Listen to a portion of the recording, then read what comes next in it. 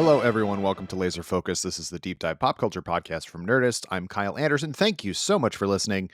Folks, it's bound to happen. There's another Marvel movie to talk about, and it feels like that's been my overall kind of vibe. Every Marvel movie for the last while, or the Marvel thing. I don't know if that's true. It just feels like every new one makes me go, oh yeah. We are, of course, talking about Captain America: Brave New World, which is the first of three Marvel movies to come out this year. I mean, the first half of the year, really. And I definitely think, like, just on a scale of my excitement about it, it goes up the further the movies go. So this was always going to be the one that I was least excited about. But I'm always hopeful. I was like, even as recently as last week, I was like, hey, you know what? I might enjoy this. Who knows? You know what I mean? Like, and there was like, we'll definitely get into all the nuts and bolts of it, but, and so at a certain point in the movie, and I said this to our guest, who shall remain nameless until I introduce him, before we started recording, like, the movie ended and I went, oh, that wasn't too bad. And then when I was driving, or it wasn't as bad as I expected, is more accurate. And then I was driving home and going, why is not as bad as I expected a good thing? Still doesn't make it good. And so we will, of course, get into all of that. And joining me to talk about this, the man who has the review of Record on the website. You can read his full review at nerdist.com. We did not talk about his review before he wrote it, and I read it and agreed 100% with everything he said. So this will be a very fun and not at all contentious podcast. But of course, it's Nerdist staff writer, longtime contributor to Laser Focus, and also all similar beard haver. I don't know what I'm talking about. Michael Walsh. Hey, buddy. No, I don't. My beard's not as good as yours. Well, thank you so much. I wasn't fishing for compliments, but I liked what I caught. I will say Agatha all along just happened, so not every Marvel thing has It's depressed 100% you. true. I was trying to think, like, we all loved, yeah. Agatha was good. I don't remember even the last movie. This is where we're at with these. I don't remember what the last movie actually was. They are starting to blend together, which is not a good sign, because Yeah. these used to feel like events, and now it's like, all right, what's up this month? Yeah, and I think clocking at the MCU factory for my shift. I think my big thing with this one is that, so obviously, if you know any of the behind the scenes stuff, there was extensive reshoots done. There was a title change initially. It was New World Order, and they kind of deemed that a little too risque or something like that, and so they changed it to Brave New World, which they justify the name Brave New World in such a funny way, which I want to talk about. It's in one line, and it just made me laugh at the end.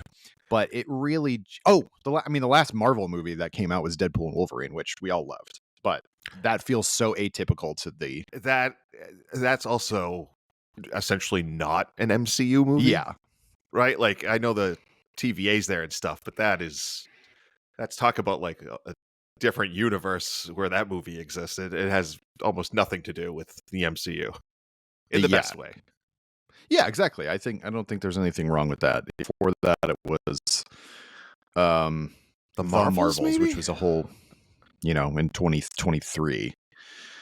So there was literally just the one Marvel movie last year, and it was Deadpool. So whatever. We'll get into all this stuff. But I think the biggest thing for me watching this movie is that it felt like it had all the same issues as the Marvels, in as much as they reshot it a bunch. It maybe lost some of the personality it was trying to have in order to bring in all the, like, connective tissue of the universe stuff. And I really feel like this movie felt so leadened by all of that kind of, like, let's make a weird pseudo sequel to 2008's The Incredible Hulk in a weird way, featuring everyone except Bruce Banner, notably absent Bruce Banner. Literally, the entire plot revolves around the Celestial in the Indian Ocean, which I never thought they would ever talk about again, much less deal with directly, which of course was from the Eternals. And then of course the other MacGuffin is that what they find on the Celestial is spoilers. This is all spoilers. Sorry, I should Yeah, have said at the beginning. This, yeah. as with all of our movie reviews, this is a spoiler full podcast. That's why it's coming out the week after release. In Not that case you, there's not that much to spoil. no, it's all just sort of like, oh The yeah, there's trailers that, gave and away the there's that, whole movie. and there's Like that. Yeah, there's not a lot here to spoil. The trailer, if you've seen the trailer for this movie, you kind of know what's happening yeah, from start to finish. yeah. But that's really the thing. It's sort of like, I was going to say adamantium is the thing that they find within the Celestial, which canonically has never been the case. But they do make, there's the one line that President Ross says where he's like, it's X% stronger than vibranium, and it's not solely controlled by an isolationist nation. It was like, oh boy. All right, Wakanda getting fed under the bus there. By the way, that is as political as this movie got. Absolutely. was him criticizing a fictional country. Yeah. And so it's all adamantium based, and it ends up being like Japan, the leader, which is Samuel Stearns, who was Tim Blake Nelson from The Incredible Hulk. Who I have theories about some of the stuff that was reshot, which we'll talk about, but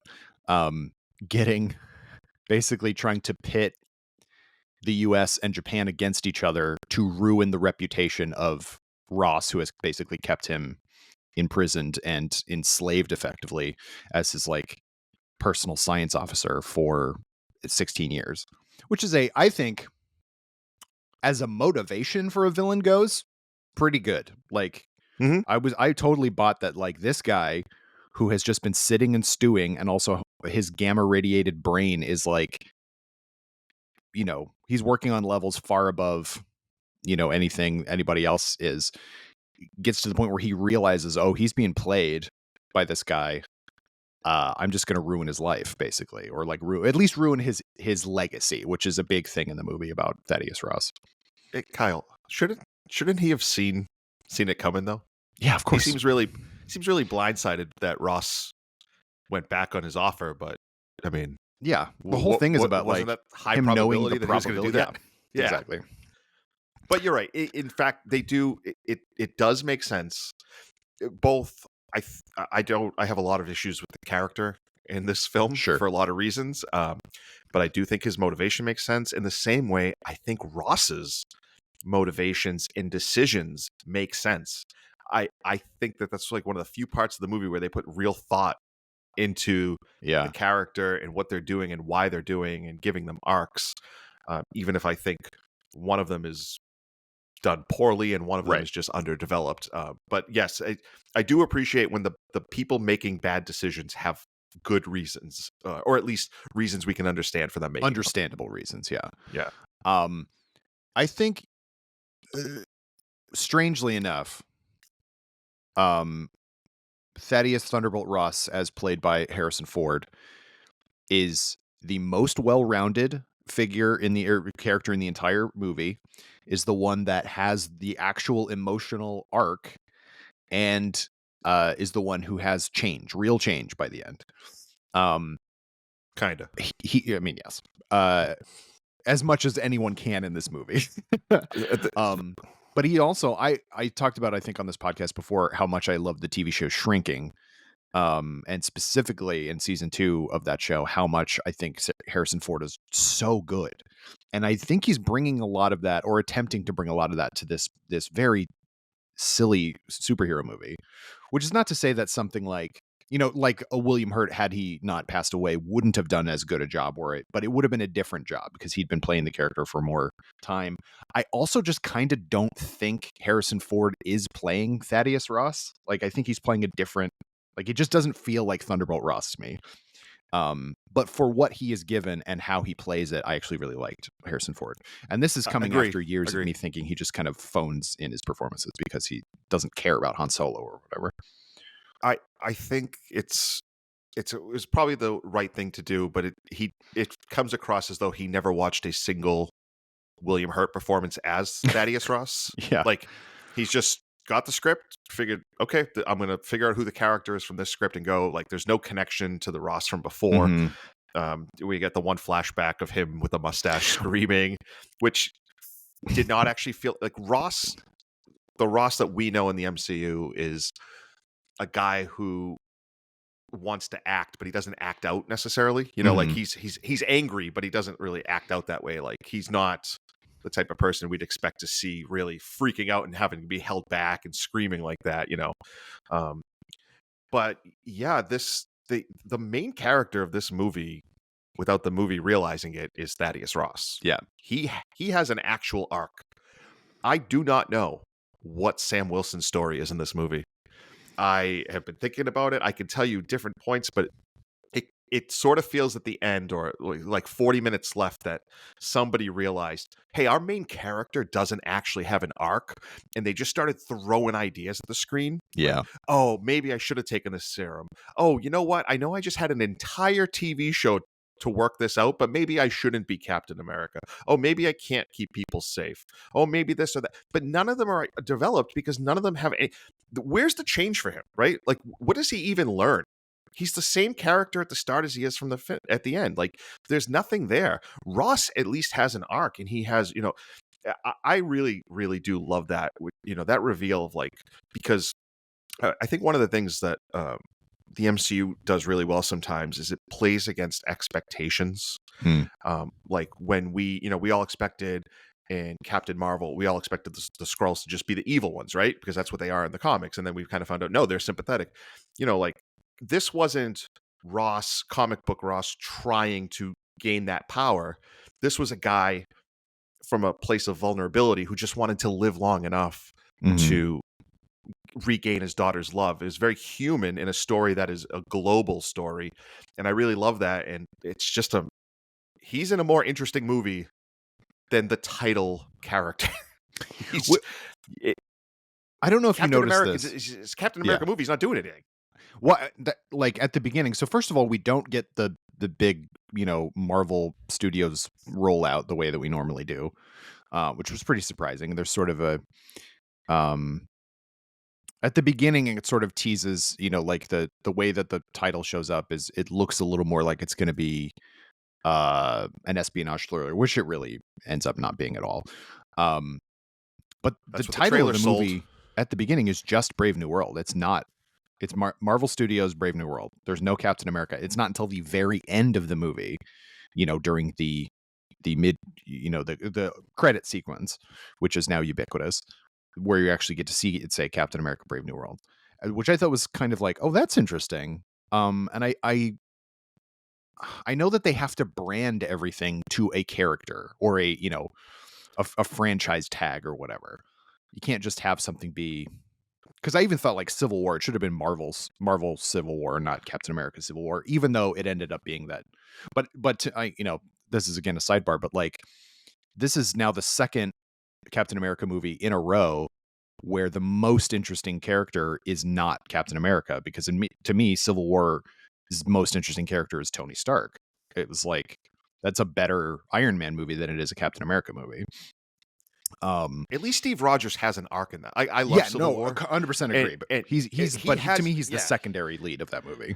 Yeah, I always think of it as like, because, and I think Robert Downey Jr. has talked about how he kind of thinks of that as like Iron Man 4. Yeah, I always totally. think of that as I always think of them as being the co-leads of that film, Mm-hmm. and it's only called Captain America Civil War because of contractual Yeah. things and whatnot.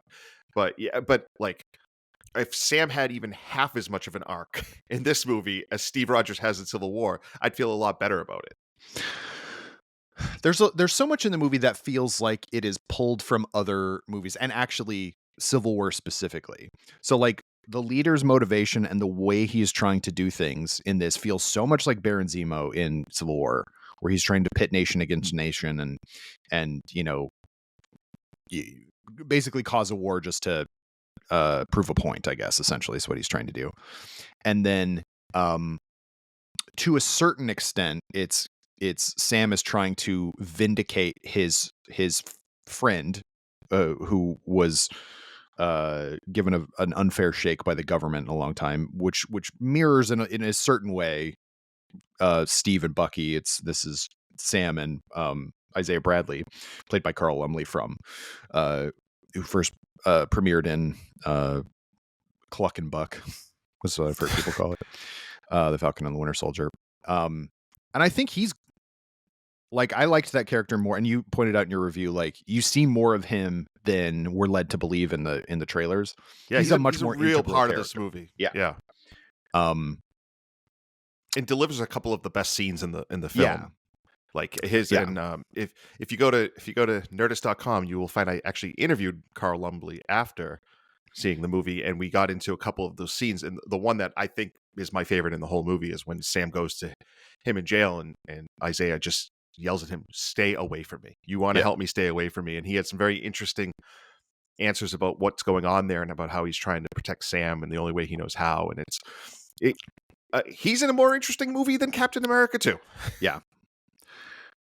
And yeah, it's but to wrap up that point about Civil War, like and then it's like there's big battles and these characters are fighting each other, and we have Captain America versus Hulk, kind of. You know what I mean? Like it's all these kind of things that happen in these movies a lot. And it just felt like, okay, we've done this before. They're not bringing anything new to the table. And in fact, they're not bringing anything to the table. I thought the beginning of this movie, the first act, with the exception of the stuff with Isaiah Bradley and Harrison Ford to an extent as well, he gets better as the movie goes along. But like, it just felt so flat, and also like it just expects us to know. I don't feel like I ever really got a good sense of who Joaquin Torres was from Falcon and the Winter Soldier. I didn't. I was just like, oh, okay, he's the new Falcon. Well, you And must love the characterization we got in this movie, which is he's from Miami. yeah, that's the only thing we know about him. He's from Miami, and he talks a lot. And yeah, he talks a lot, and he is always joking. Cool. Like, I don't know what we're supposed to take from that. I and you pointed out again, which you can, um, how much you like the character of Sam Wilson, and how much you want the best for him, and also Anthony Mackie. And Anthony Mackie at times is doing the heavy lifting of trying to make Sam the main character of the movie. He's really doing his best, and I just don't think the movie is allowing him to do it. None of my issues with this movie have anything to do with Anthony Mackie, who is once again saddled, and this is a big thing. My review is very much focused on this. This is really in the running for the worst dialogue of any MCU project ever. It is so clunky. It is so awkward. It is so forced, and he unfortunately gets tasked with a lot of it. And he's really, the fact that he can make it even presentable when it on the page it's so bad is a testament to him. I love the character of Sam Wilson. I love his goodness. Yeah. I love his goodness. And, for all of its flaws, The Falcon and the Winter Soldier at least wanted to address what it would actually mean for Sam Wilson, a black man, to be the face of America, right? Like, that show was not afraid of it. It went right at it. It had John Walker become Captain America when they said they didn't want any captain. And I just want good things for Sam Wilson, who like Steve Rogers before him, cannot help but do the right thing. The inherent goodness in him. And I want good things for him, and I want good things for Anthony Mackie. And the number one thing I want for them is decent dialogue. I just want him to have his own show or movie where the dialogue is good. And this is, I think that this movie is definitely worse than The Falcon and the Winter Soldier. Like, I would absolutely rather rewatch that show than rewatch this movie. I did not think that was possible, and yet I'm sitting here agreeing with you, because I hated The Falcon and the Winter Soldier so much, but I hated it because I thought I hated its politics. I was like, what is it saying here where I don't know. It just felt like, US agent John Walker got a redemption arc after murdering people on camera, and uh refugees with legitimate gripes are portrayed as out and out bad guys who have to die. And it's like, I hate that. I hated that so much. I really hated the way that it, and also like, Sam Wilson's terrible, like wrap up monologue at the end once he fully vests himself of the Captain America kind of, Of which, by the way, he gets like 4 mini versions of that in this movie, and each yeah, time it's just want to be like, just please let actions speak louder than words here. yeah. Like, Well, and that's the, like, Steve Rogers never monologued. You know what I mean? He was just Steve Rogers. He led by example and action, and he's just a simple guy from Brooklyn and whatever. Um, and I feel like they have to go out of their way to try to reinforce that Sam is Captain America. And you're right, like that show is better made, first of all. Um, it has more to say about the characters. Granted, there's more time to do those things. But like Sam Wilson at least feels like the lead of that show, and yeah. and like and co-leads with Bucky, but like I think Sam obviously kind of feels more like the main character than Bucky does in that show. Which is as it should be. But the whole movie he's like, I'm just a guy. With, but it's like you basically have like almost Iron Man level tech. So it's like I I don't mean, understand why that's which also made the whole. I all wanted to yell at the screen. Just take the serum, so we never have to hear about it again. yeah. Because again, look, I realize not everybody who goes to see this movie is going to have seen the Falcon and the Winter Soldier. But That's a problem too. I'm not the one who created an interconnected cinematic universe, Mhm. and told me to watch everything. So if you're going to do that, can I not have us rehashing storylines that we just did an entire season on? We already discussed in depth why Sam did not take the serum, why he would never take the serum, why he is worthy of being Captain America, and yet those both get rehashed in this film as though, and by the way, quickly too, is almost like they're like, oh yeah, we just got to kind of slide this in for people who didn't see it. Either do it or don't do it. Mhm. But I hated those moments. I, my prediction is eventually someone is just going to give him the serum against his will, Mm. so that they could have their cake and eat it too, which is he's a super soldier, but he's also a good person who didn't want to be. But whatever you do, I either give him the serum or never bring it up again, ever. Yeah. And there's so much about this that was clearly reshot and remixed and kind of, and I do think, to your point about him having really bad dialogue, really clunky dialogue, really like utilitarian dialogue to try to like connect things, because he's an executive producer on it and the face of the thing.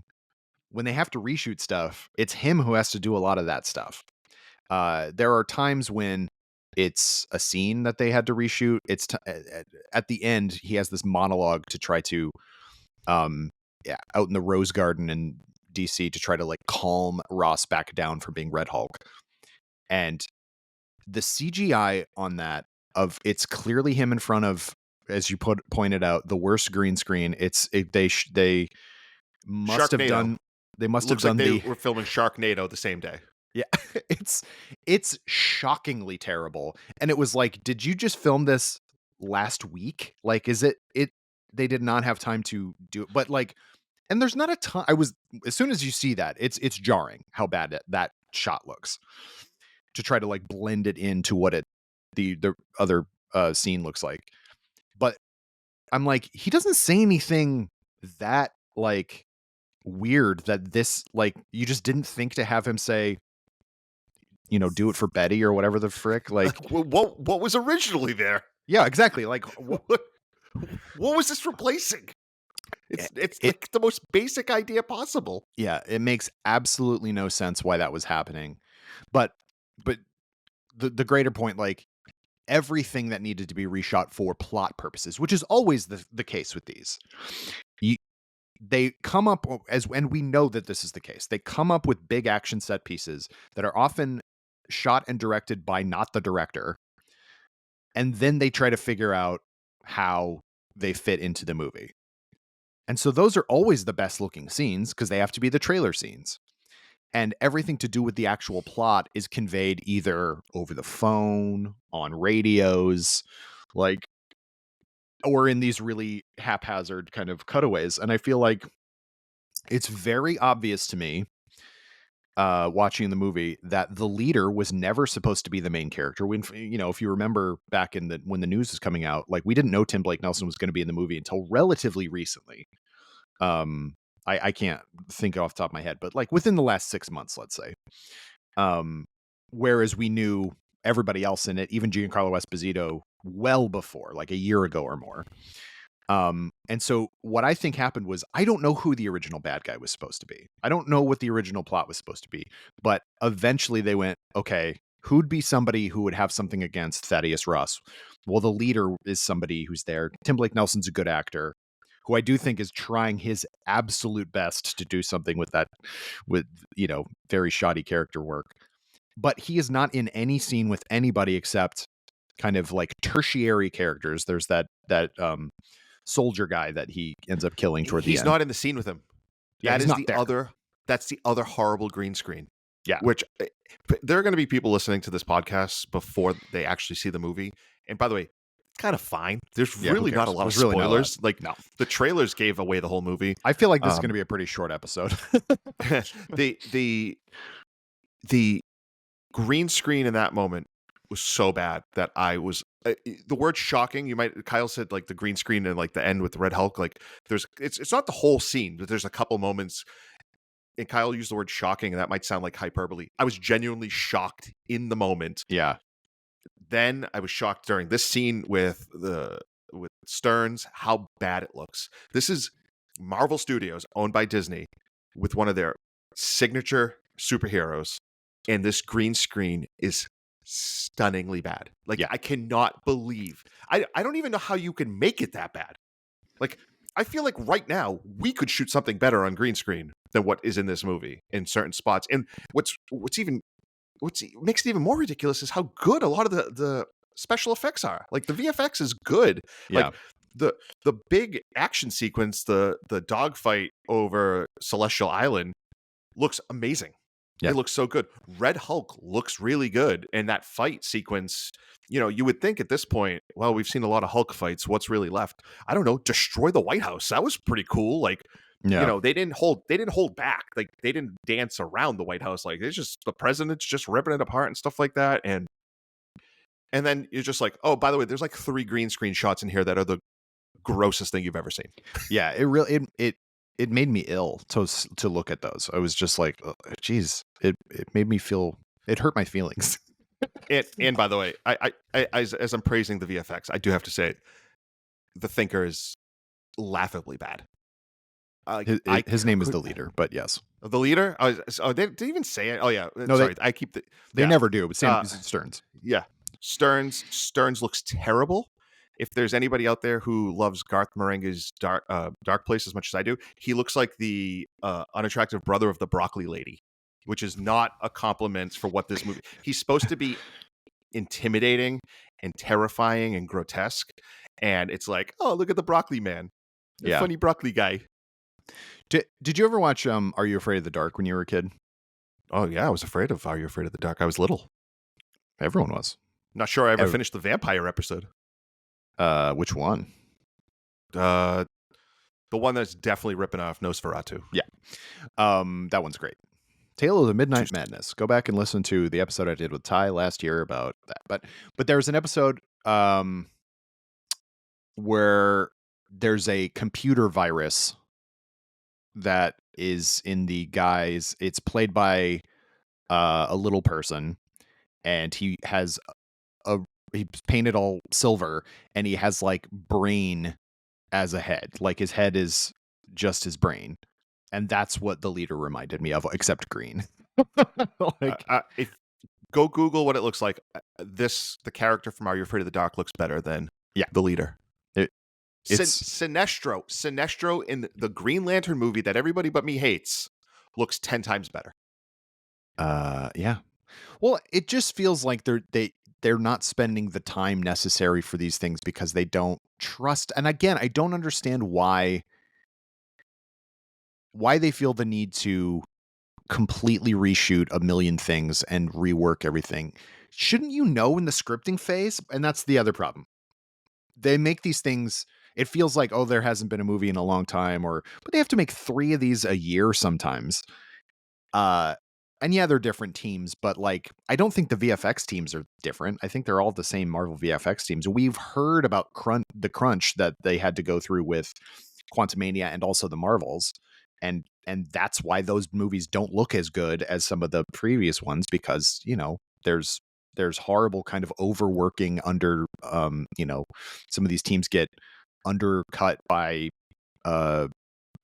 lowball estimates from other people, and then it looks bad. So it's I'm not blaming the CG or the visual effects artists, but I am blaming the people who expect the visual effects to hide the problems in the script. That's the issue. It's like, what was the problem with the script initially? Why did you feel like you had to reshoot the entire movie? What was it like before?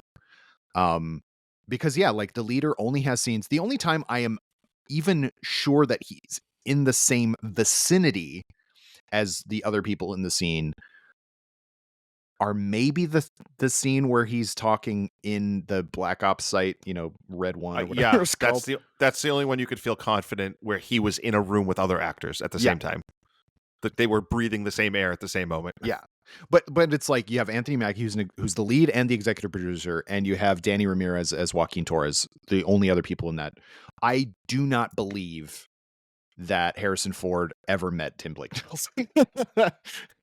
um, they're on the radio with each other, but it's only the Tim Blake Nelson saying stuff that makes it seem like he's talking to Ross. Ross could be talking to anybody based on what he's saying.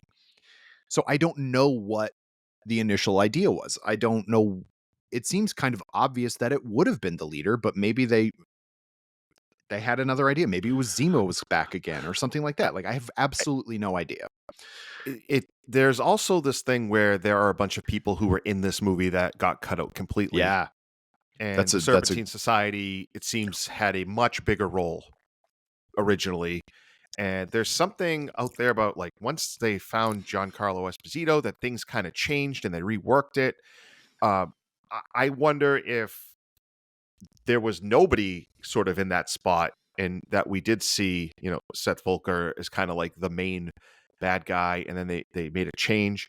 It's funny because it doesn't work, but the number one thing I like about this movie is Ross's arc, Mhm. which does need the leader. He does need this idea of, like, I went to him for help because I was dying. Yeah. Like, that's very effective. I do like Harrison Ford in this movie. I get the feeling he had a different person writing his dialogue, Oh because yeah. he manages to sound like a person, like talk like a regular person throughout the film. Um, so I, it's weird because I don't think the Stern stuff works, and yet he's vital to the one thing I do think is very good. Yeah. I love Tim Blake Nelson. I love him. I Yeah. think he's one of the best actors, most versatile, most interesting, always great. Between how bad the character looks, and by the way, he's actually great when you only see his glowing green eyes. Yeah, That because I like. the first few times, yeah, he's got a hood on or something like that. You can't really see anything but his eyes, and I agree with that. The payoff for when you actually see him, though, it's like, no, oh no, this is not scary at all. Go back into the dark. And he has dialogue it's not even bad. It's nothing. Mhm. It is nothing. It is the most boilerplate, like, ipso lorem, put in placeholder until we find real stuff for him to say. And even an actor as talented as him cannot overcome both the appearance and the awful things he has to say. Just boring. It's just, I don't. Giancarlo Esposito is the secondary villain and gets way more interesting things to do and say than the main villain. Well, that's another instance. So the whole mission to Mexico is to get this canister that has Japan's, uh, stockpile, which is not very much, of adamantium, and they've taken hostages in this church or whatever. And so Sam goes in, and eventually Joaquin goes in as well to help, because there's two factions of it. Sam has this big fist fight with a huge giant member of the Serpent Society, who's the only other member that gets more than Like, because there's a part where like you see the tops of a couple of their heads, and then Sam just like blasts them or whatever, and they uh Red shirts. The rest of them are all they're red red shirts. shirts. Yeah, exactly. Actually, Red Wing, the robot bird, is the one who gets them, who gets more screen time than most of the Serpent Society. But like, yeah, Rosa Salazar was initially in the credits as one of the members of Serpent Society. She's not in the movie at all. She's completely cut out. And there's plenty of other people, but Seth um, Rollins, WWE yeah. superstar Seth Rollins was supposed to be in it, and he got cut entirely. Um, but then the next time you see Sidewinder, there is the kind of, it's the same thing as what happened in the Winter Soldier, where there's the attack on Nick Fury's truck, but it's the same thing where Sidewinder is trying to kill Sam, and they have this big fight, and he takes some axes to the gut, and then they eventually subdue Sidewinder. And then we get a scene where Sidewinder, Giancarlo Esposito, tells Sam Wilson the plot. He is trapped. He go and have this talk in like a quarry or an alleyway or something like that. And he basically, like, in exchange for a lighter prison, not even a prison term, but just like a better prison, a nicer prison. An easier one to escape so he can come back in a future movie. Yeah. He tells him that basically, like, the leader Stearns is doing all this stuff in order to pit these countries at war, which we kind of figured out. That is because, I'm assuming, Giancarlo Esposito was a later addition to the movie, and so they had him and could just have a scene with him and Anthony Mackie. Again, it's only Anthony Mackie who's in scenes with the people who actually have the plot stuff to say, because everything else was shot way before.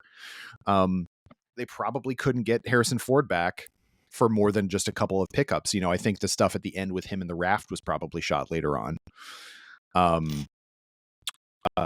Definitely Liv Tyler wasn't. Spoilers, she's in the movie for half a second. She feels like she was shot from her house and just like superimposed in, because you only see her through a window and that's it. There's not even a reverse shot of from over her shoulder. Like, it's basic filmmaking stuff that if you have seen enough movies where actual people talk to each other, you can look at this and go, well, they've never met. They were never in the same room at the same time. Like, and that happens so much. It's all in like that famous scene from The Good Wife. Right. Well, of course. The infamous example. So I don't know what the initial idea was. New World Order sounds like it's much more like the Serpent Society or somebody trying to take over, or, like, infiltrate the government, which is not actually what the leader is doing. He's not infiltrating the government in order to sabotage whatever. He just wants to get at Ross. And Ross has been taking these, he doesn't know, but these heart pills that are gamma infused. It's like, you should have, a villain whose whole thing is he's gamma infused. Like, come on. So I'm really like in awe of like how, and then of course there's the scene after the big, central fight, battle sequence over the ocean, which is really great, as you said. Joaquin gets hurt and is in the hospital, in a coma almost or whatever. And Sam goes to visit, and then of course who should show up but Bucky, who is a politician now. And basically they have the same too busy talk. to help avert war. Yeah. It's more important to run for Congress than it is to avert global war. James Buchanan Barnes. But I, not to cut you off, but that is like an old MCU problem that is now coming back, which is like something is terrible is going on, and my brain is always like, he should call his superhero friends for help. Yeah. Why is he doing this by himself? Where's Bucky? When Bucky's not on screen, everybody should be saying, "Where's Bucky?" Like, it doesn't have to just be him and Falcon. Like, but I understand that's a me thing. I know it's not reasonable. Well, I mean, I think there's a certain degree of like, I don't think everything needs the full Avengers. Like that was the big thing with Captain America: The Winter Soldier, is that it was a Shield versus, and it's like, well, why wouldn't Iron Man come? It's like, he's busy doing other stuff. There's the whole world to deal with, So I'm not 100% like against the idea that the Avengers wouldn't show up for everything. But I do think that when you have somebody who is just going to a campaign event, it's like, come on, Bucky. And then, of course, we know, because we live in the future, that Bucky is going to go into action again. Like, so he just Do gives we up want his to do we political want to talk career. about that now? Are Let's do we it. sure? Are we so this movie was supposed to come out before Thunderbolts. This was originally supposed to come out in 2024. Yeah. Are we sure that we didn't see the end of Thunderbolts in that Bucky scene? I have no idea. Absolutely. No. Yeah, I don't know. I mean, I won't. Will you be? I mean, will you be surprised if we get to the end of Thunderbolts and it's you know somebody suggesting Bucky run for Congress? Like, I won't. No, I won't necessarily, but I do think that that's the reason why the joke that we keep seeing where Red Guardian keeps going, "We are the Thunderbolts," and they're like, "We can't call ourselves the Thunderbolts." It's because of this, because it's like you don't want to be tied to Ross and his like destroying of the White House or whatever. Did we just figure it out? The asterisk means Congress people. Yeah, they are now the state senate from Connecticut. Um, Eric Diaz, of course, our colleague and another frequent collaborator, a frequent collaborator, said Homestar Runner on the podcast, was surmising that the asterisk is going to mean Dark Avengers, which would be very boring because the Dark Avengers are much more cool than that, like, Yeah. than just the group of mercenary people. But one of the kind of like small threads that never really goes anywhere in this is that Ross asks Sam to reform the Avengers, even though Ross traditionally had been very anti the Avengers.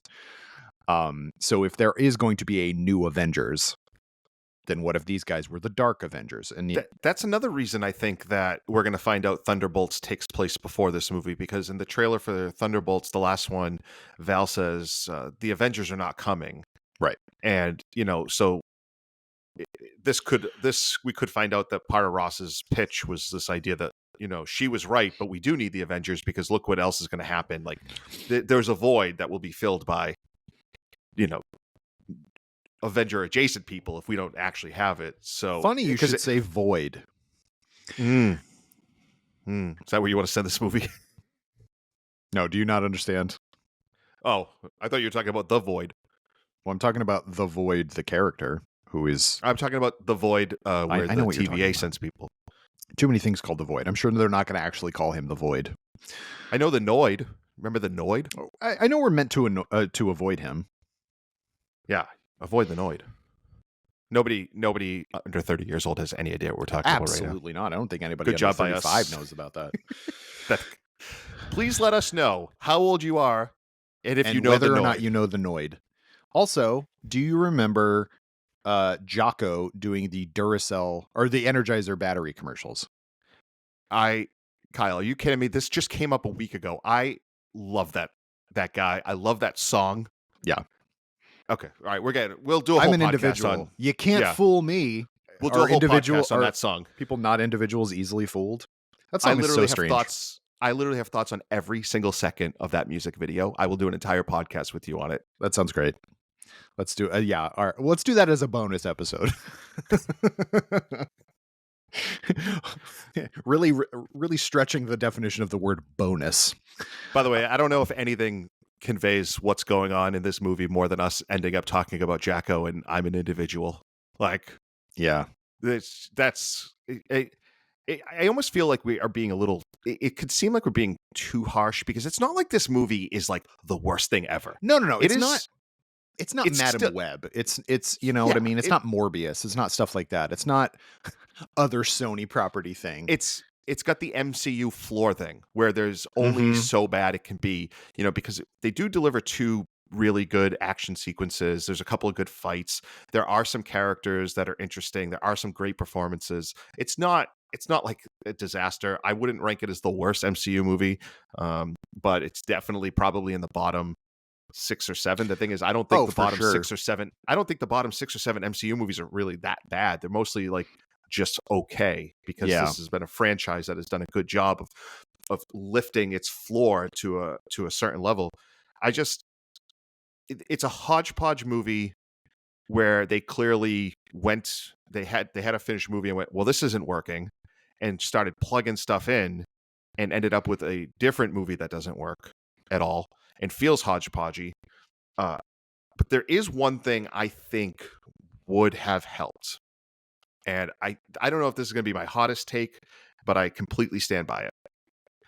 This movie would be significantly better if we never saw the Red Hulk. Hmm. So this is an again, the only real ideas here come from Ross's story, which is I want to be better than my basic instincts. My basic instincts is like I'm a wartime general. I could be a wartime president. I respond to my own anger, and I'm not necessarily someone who wants peace, but I want to be that person, and I Mm-hmm. want to atone for my mistakes. It's so much more effective as a story if he never becomes the Red Hulk, because that would show he did not give in to his basic instincts. This is, and it's really would be effective after he almost gives in on the battleship. When he's by himself and he almost hulks out. It, I get it. It's a superhero movie and people want to see Captain America fight Red Hulk. I promise I understand that. It was very fun to watch. It's always fun to get a good Hulk fight. But the story that this movie decided to tell would have been better served if we never saw the Red Hulk. It definitely would serve the theme better, because the entire point was like the leader knows that Ross will always give in to his baser instincts. However, and you still get the end of the movie basically where Ross has to step down because he has, in fact, broken the law or whatever. How weird it is for presidents to have to actually face consequences. That's how you know it's a fictional world. The leader, who calls himself the hero, which really goes nowhere. Ross knows that he's the one behind this. He's the one trying to garner war between these two nations. He also knows that Isaiah Bradley did not actually work on his own accord, and all these people who have been attacking were brainwashed, which is a huge part of the thing. Which again is Winter Soldier stuff. It's it's sleeper cell type whatever. He could still like have to step down as president for that. Like there's all those things that are still there, and I do agree that like it would have been much more interesting. However, I'm sure it was the case where, well, he has to become the Red Hulk because we want to see Captain. That you wouldn't have the poster Yeah, without that. You wouldn't yeah, have I any get of it. that I stuff. get it. It's a visual medium, and like the way Deadpool and Wolverine made the joke about like showing Wolverine and Hulk fighting, Yeah, right? Like that they made that a joke because of how anticipated it was. I, but and I'm not trying to do that thing where you just rewrite the movie. I'm just saying like the story this was telling, in what would have been far more effective, would have been for Ross to make good on his character development, and they could have had Captain America be the one who inspired him to right. be the best version of himself, which is also what the movie itself sets up in the hospital scene where Torres tells him like I wanted to be you. Right after Bucky says like Steve gave some what did he say, gave something to inspired people or whatever he says, but he basically says like Steve was a symbol but you inspire people, so it was all there. Yeah, And it's just it's thematically it's so much stronger if we get to the end and Ross is able to overcome it, and they could still have him atone, because then he could, instead of hulking out in that moment, he could be inspired by Sam and then confess to what he did. yeah. And I keep saying it. I get it. I get people want to see the Red Hulk. It was fun to see the Red Hulk. It was very fun too because of how much it looked like Harrison Ford as the It Red Hulk. really Like, did. it wasn't like the original Ed Norton version of the Incredible Hulk where it didn't look like Ed Norton, it just looked like but this, eh, I'm just responding to the story they were telling, and they Mhm. elected for the spectacle over the story, and I will always pick story over spectacle. Yeah, it and the problem is there's not enough spectacle in this. Like, if you're gonna do a full spectacle movie, do less plot and have it just be action. Like, I'm okay with that. I like big dumb action movies. Like, there's nothing the matter with that. But I think they were trying to make everything resonant, but not take a stand on anything. I I think these movies need to be simpler, and I I don't mean dumbed down. I literally mean have less in it so that we can actually like have things to grab onto, have character moments, make it about the characters. It's amazing to me how in just a matter of a few years we can go from Infinity War and Endgame, which are huge giant spectacles with a million characters each, and have incredible stakes, literally half the world's population, half the universe's population away in a blink of an eye, and it still resonates it still manages to have little character moments, it still manages to feel like a real story being told. And in a matter of a couple of movies, it's like we're just so boring and it just feel like once I got to the point where it's like, oh, this is just they got to connect the dots on these various plot threads. Adamantium, Celestial, Captain America starting the new Avengers again. It just feels like feel like placeholder movies at this point. I feel like the Marvels tried to be fun, and if not for Kamala Khan, I don't think Kamala Khan. I always get that her and the former vice president confused. Um, uh, I don't think it would have been nearly as fun if not for that character because she's great. Um, and it just feels like you're just doing stuff, and I don't know. I don't, with the exception of I guess Guardians 3, because Guardians 3 was like the work of a person. Do you know what I mean? And not a committee. And I think that that's also kind of the case with Deadpool and Wolverine, where, yeah, there's a small committee, but it's the same committee who'd made all the Deadpool movies, or at least had Yeah. been close collaborators on stuff like that. And so it feels like they're getting away with something. And it felt like Guardians 3 was, which I just rewatched when it's great. Um, they're getting away with something with having it be this kind of focused. They just don't do that in the It larger MCU. There were 7 credited writers on this movie. I didn't look how many editors there were, but I'm sure there was like 4. there are times where it feels like there are two completely different editing teams, and one of them was told speed things up, and the other was like, okay, you can actually just do this normal. Like it's yeah, this is a too many too many chefs in the kitchen Mhm. movie. I will say if you're looking for reasons to be optimistic, this movie ends on such a note where it feels like maybe they are finally redirecting towards a more cohesive franchise again, Mm. where you have the leader, tease to Sam like this multiversal war is coming, although they leave it just ambiguous enough that it's not just the multiverse that he teases. He might be sort of teasing mutants a little bit. I think that's a stretch, but there's a tease for something that should connect everybody. And Sam does say, like, Ross was right. It is time to bring back the Avengers. So there's a couple of threads that they could start using to tie all the other ones together. The issue though is that this movie adds more characters to a franchise that has too many. Yep. We have, it's not like they get rid of the leader. Um, you know, Sidewinder is going to escape, and now like we have we have the Falcon is back, a new Falcon, and it's just too many characters, and it doesn't. I wasn't excited at the thought of, okay, great, more villains that are out there, more heroes that are out there. I I hope that first Secret War movie just pulls a Thanos and clears out 50% of the current Yeah. MCU characters.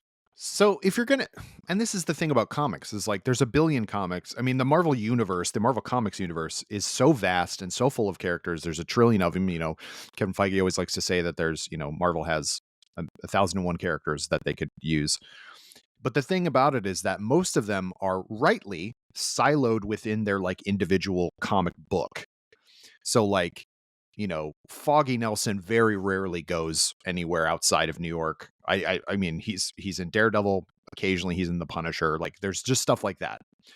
And that's the way it should be. The Avengers should not include, like, the Marvel Universe doesn't need to have literally every character. The fact that Darcy was in anything but that first Thor movie is just like, why is she around? Like, you know what I mean? Like, there's stuff like that that I feel is what makes people kind of tired of these of this universe, is that there's so much to pay attention to, and you're constantly being told that all of it is integral to what's going on. And you can do that for the first 10 years, but then after that you have to branch out. And I can't help but think that, like, because we know Avengers Doomsday is coming next year, and that is going to be Is probably, that really next? Oh my god! yeah, it's Somehow it 26. feels like it's. Sometimes it feels like it's 11 years away. It should be. I But I but like, who cares then about anything else that's happening? Because it's like, we I know know. the world's just going to get rebooted. So who cares? Why do we care that there's going to be new Avengers? Why do we care that the young Avengers haven't come around, even though you've set them up for 2 years to 4 years now? Like, what is the point of all of this if it's just going to get rebooted? The young So adult, that you can bring young the adult X-Men in. Adventures. Yeah. Yeah, right. The young. Yeah. By the time they Haley get to them, Steinfeld is almost 30, if not already 30. So like, she's hardly the young Avengers anymore. But hey, did you think we were gonna? Did you think the leader at the end was going to say like the doom's like there's a doom coming or something?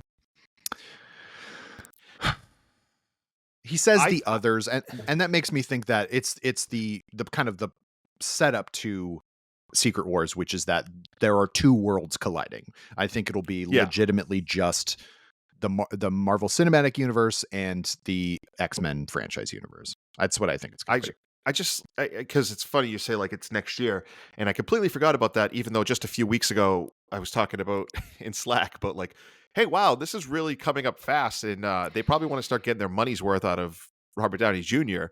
But I don't know, like this is going to be. It felt like Thanos was coming for years, Yeah. and Doom is going to show up. Very. And by the way, talk about too many. Like we're about to add the Fantastic Four. Yeah, I know.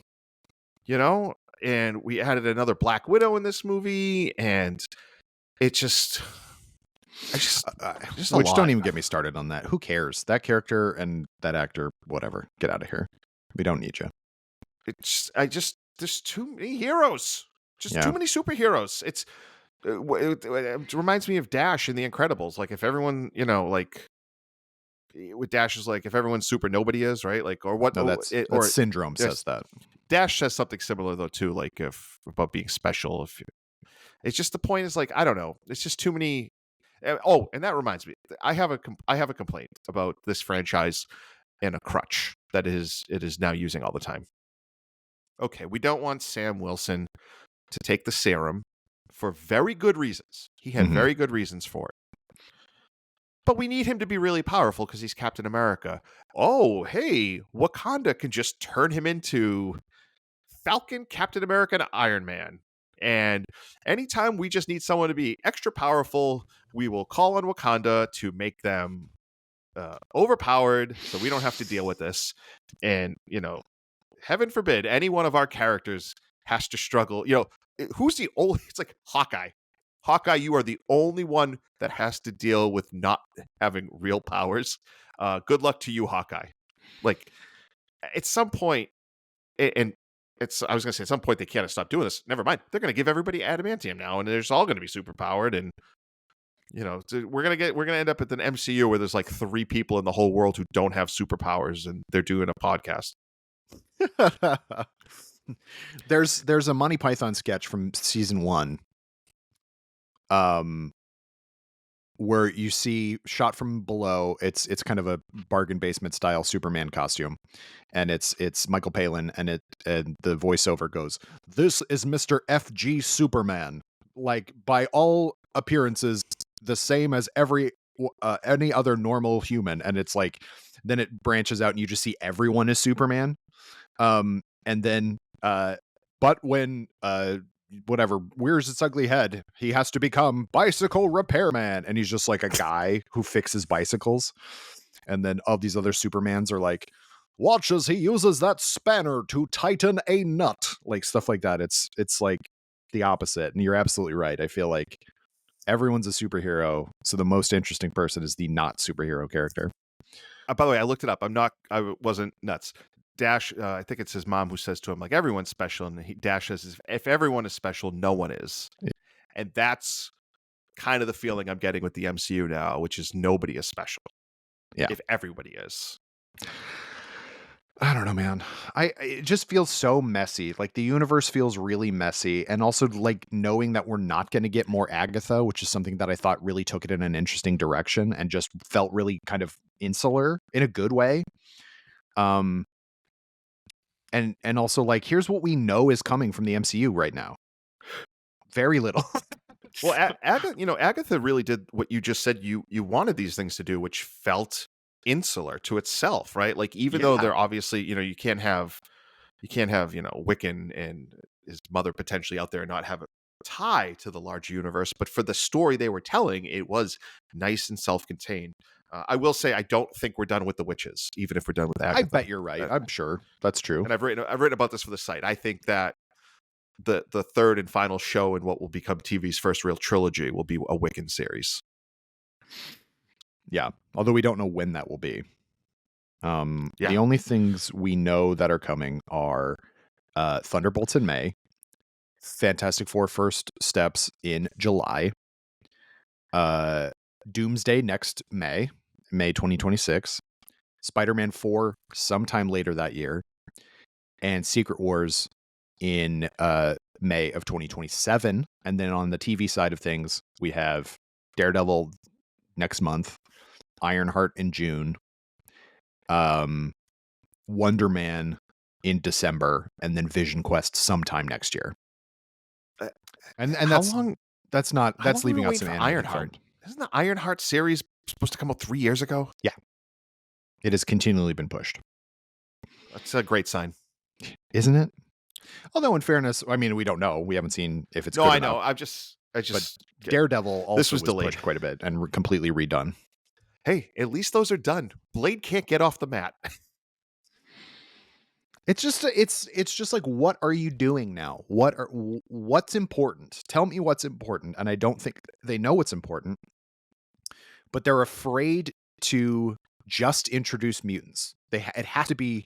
There's a reason the mutants haven't been around, and it's like, why? Like, just it's comic books. Who cares? Like, I don't know. It's just that kind of stuff really drives me nuts. Where it's like they're so focused on well, it has to be reasonable so that people online will not think it's unreasonable. And it's like, just make a goddamn X-Men movie if you want to make one.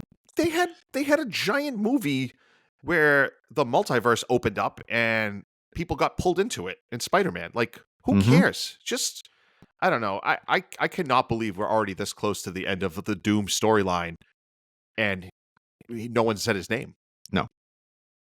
I mean, no one knows he exists. No one knows what he is. So are we really going to go from the Fantastic Four as the introduction to Doom right into Doom? It feels like a real wasted opportunity. Yep. I think he is only going to be in Doomsday and Secret Wars. I think that's it. I think they got him for 2 movies. I guess they couldn't expect for all that money for him to potentially do 3 extra scenes. There's nowhere to put them. There's nowhere to put those extra scenes. Man. By the way, yeah, on the raft, I realized these things cost money, but on the raft, I would have loved to have seen all of the famous prisoners like walk by Zemo. It would have, those were the type of things they used to do that always made these things feel really connected and unified. That's the other thing. This movie, not fun. Not even a little bit fun. The harder it tries to be funny, the less fun it is. Yeah. There was like maybe 1 or 2 legitimately like, oh, that was a funny bit. And I'm sure it was reshot, but it's where Sam is like walking toward the Hulk at the end when he's like, Bucky's full of shit, which I thought was really funny because Bucky told him, you don't got to take the serum. You just got to be yourself. And he's just like walking up to potentially the end of his life trying to like stop Red Hulk. And he's just like, Bucky's full of shit, which I thought was funny. That's it. And maybe one other moment that I Because can't. he talked like an actual person there? Yeah. Like, oh, so here's the thing at the end of the movie. You know, obviously Joaquin's whole thing is that he's from Miami. Joaquin says as they're pulling out to go to the end, so I need some new wings Wakanda on that. And he's like, you want to get Wakanda to make, like, you want to go straight to the most powerful nation in the world. That's the most Miami thing ever. I don't know what that means. I mean, that is a small, but that's literally the last moment of the movie. He says it, and in the moment, I'm like, I have no idea if that makes sense or not. What does that mean? Is that what Miami people do? I don't know. Miamians? I don't know what you're called. If you are from Miami or you are very familiar with people from Miami, please let us know if that line made any sense. Please call into the show, 591 Rock, 591 Roll. That's a Chicago. You know what reference. did make me laugh? One thing that did make me laugh, but I don't think it was intentional at all, was it looked like Marvel heard the criticism from the Falcon and the Winter Soldier, which is, what do you mean Sam Wilson's poor and can't get a loan? Like, the guy just helped save the universe from Thanos, and he's working for the U.S. government, and he has no money? Because in this movie, he has the swankiest living arrangements. It's a very tall place. It's not particularly wide. It's just a weird kind of oblong cube. It had the Captain America shield outside too. So like, yeah, it's somebody took care of him, and it's like, okay, guys. Oh, and don't worry, he doesn't pay for his drinks anymore. Like, okay, well, that was clearly some stuff at the beginning of the movie that got reshot because there's living of him at a bar. God, man. Okay, well, that's enough of this. I don't want to talk about it anymore. You know, it's funny though, Kyle. I am, even after this, I'm really excited for Thunderbolts. Like I said, I'm more excited as this year goes on for these movies, but July is what I'm excited for Fantastic Four, and more so Superman. I'm just like, give me something hopeful, give me something hopefully not as bogged down in this stuff. Although I now kind of am afraid that Fantastic Four is going to be nothing but bogged downery. No, it's going to be good. It's going to be good. I hope it is. I can see a world where it's good. And that's the way it is. Mikey, how can people get a hold of you and your work on the internet, should you choose to do so?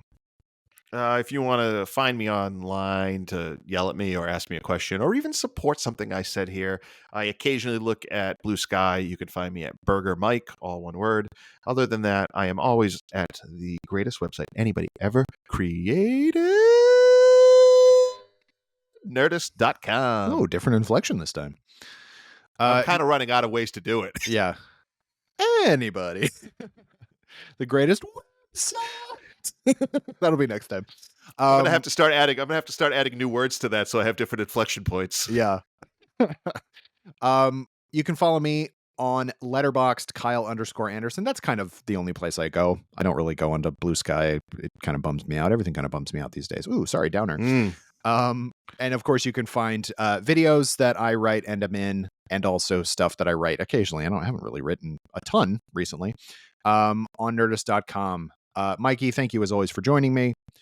Folks, I've been Kyle Anderson. Thanks for listening to Laser Focus. Join me again next week when my guest will be a different person. Bye-bye. Laser Focus is a production of Nerdist Industries and Legendary Digital Networks. It was produced, edited, and hosted by me, Kyle Anderson. For more, visit Nerdist.com.